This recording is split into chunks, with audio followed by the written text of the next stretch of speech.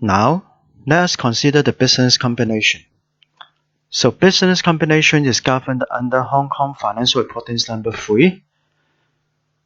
So business combination is defined as a transaction or other event in which an acquirer obtains control of another business. So if two businesses combine together, this is a business combination. So what is important is this is a combination of businesses. So it must be a business. So what's a business? Business is defined as an integrated set of activities and assets that is capable of being conducted and managed for the purpose of providing a return. So basically, business must be an integrated set of activities or assets.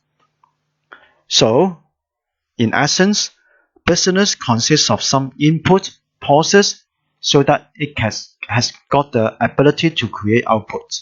So, there must be a process.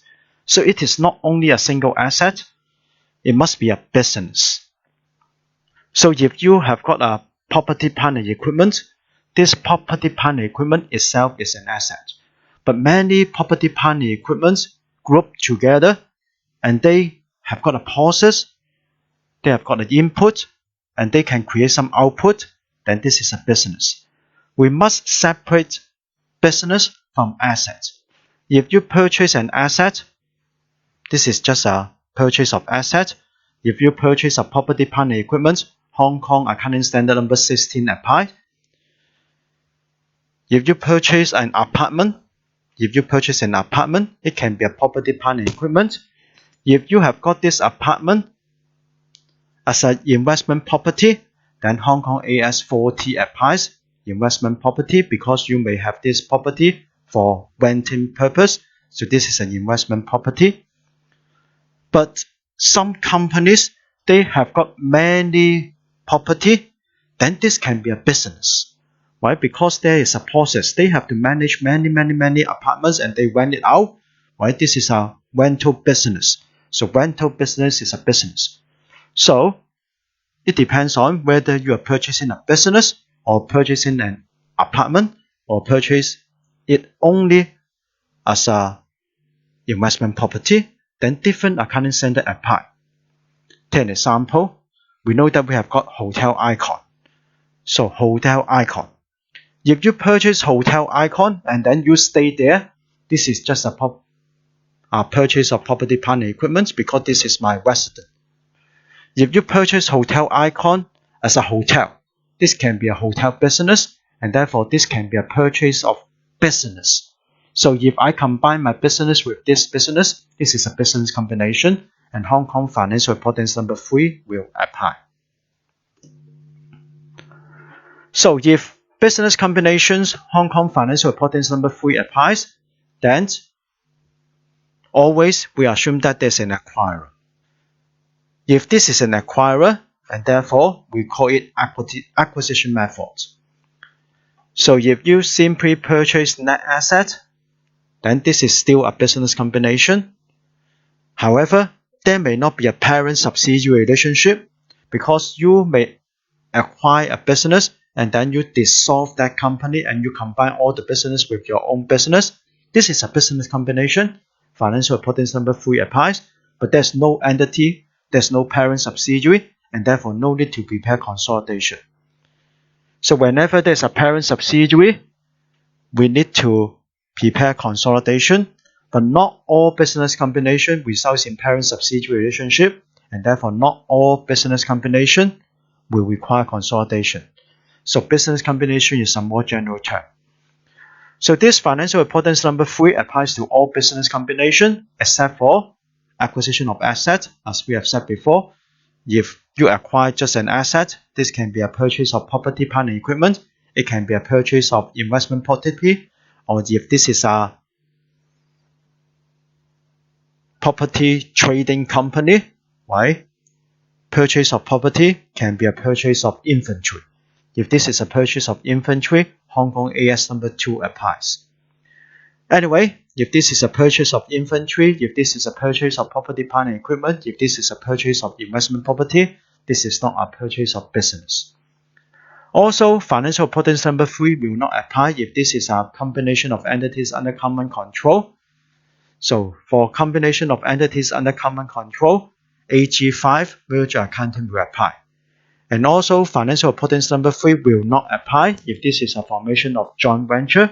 Of course, joint venture is not business combination. So, combination of entities under common control, we use merger accounting under AG5. So what is AG? AG actually stands for Accounting Guideline. Accounting Guideline is not accounting standards. So accounting standards, financial reporting standards, they are compulsory. You must follow. But accounting guideline is only a guideline. But as a member of Hong Kong ICBA, so usually we will follow the accounting guideline and even accounting bulletins issued by the Hong Kong ICPA. So this AG5, accounting guideline number 5, applies for merger accounting. So what is merger accounting? Merger accounting simply means we combine the financial statement of the two companies using the book value. No need to use fair value. And therefore, there will not be any calculation of goodwill. We just combine the two financial statements together. So when can we use merger accounting instead of acquisition accounting?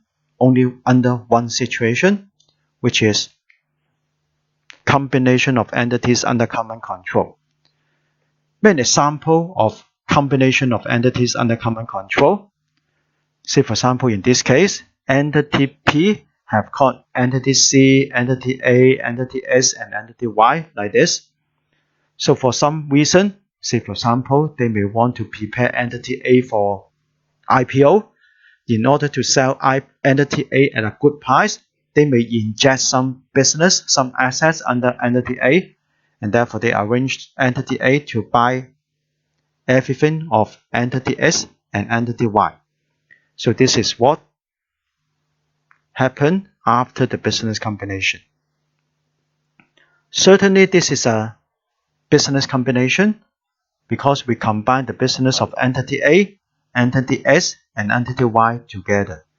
This is a business combination. But this is a very special kind of business combination. Why? Because all entity A, entity S, and entity Y, they are under entity P before the business combination and after the business combination. Actually, there's no change in control. They are under the control of entity P before the business combination and after the business combination. Don't bother too much about the percentage because the percentage depends on the relative size of each of this entity A, entity S, and entity Y. But anyway, this is a very special kind of business combination. And for these combinations of entities under common control, because there's no change in control, there's no acquirer. No one come to acquire the business, and therefore we don't use acquisition accounting. Instead, we only use merger method, merger accounting. So we always talk about merger and acquisition. Actually, merger accounting is different from acquisition accounting. So we use merger accounting. That means we will combine the financial statements at book value. There will not be any goodwill. But in most of the case, we must use acquisition method.